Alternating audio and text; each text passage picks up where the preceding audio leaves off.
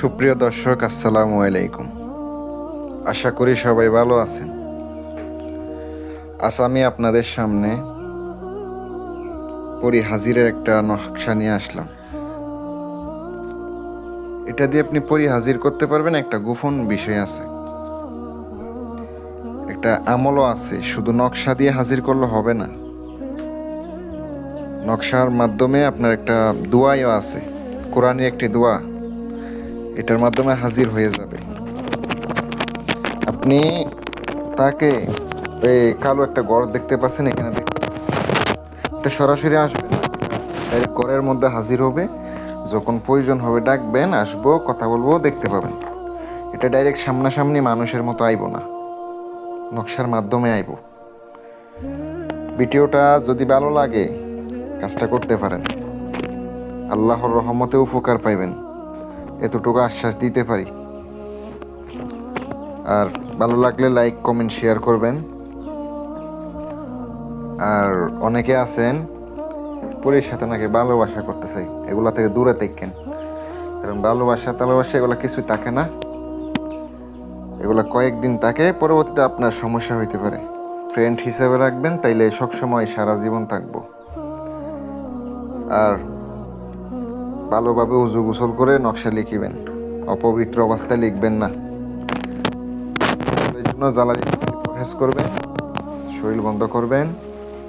অনেকে আমারে বলে, ভাই আপনি দেন, ঠিক আছে, আমাদেরকে আংটি একটা একটা ফ্রিতে দেন না।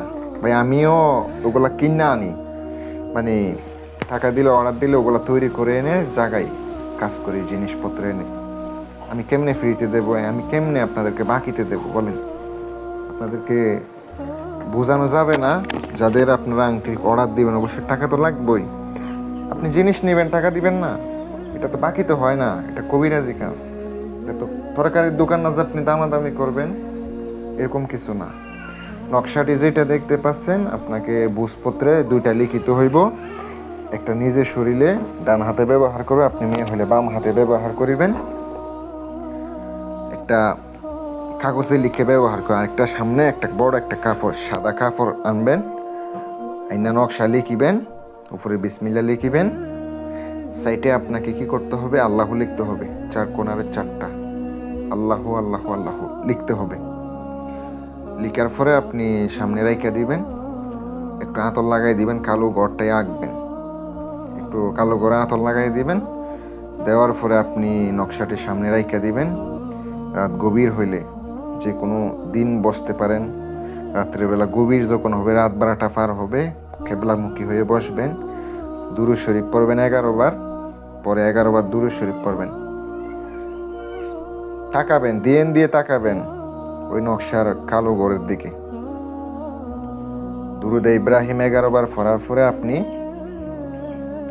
নিজের শরীর বন্ধ করে নেবেন, হেসাব দিয়ে নেবেন। এক রাতের ভিতরে আসতে পারে সূরা ইখলাস 121 বার পাঠ করার মাধ্যমে সঙ্গে সঙ্গে আসবো। 21 বারে পড়া লাগে না, 101 বার পড়লে হাজির হয়ে যায়। স্মরণ করবেন, আপনার যদি রাশি পাতলা হয়ে থাকে সঙ্গে সঙ্গে দেখতে পাইবেন, আর যদি বাড়ি হয়ে থাকে 3 দিন করতে হবে।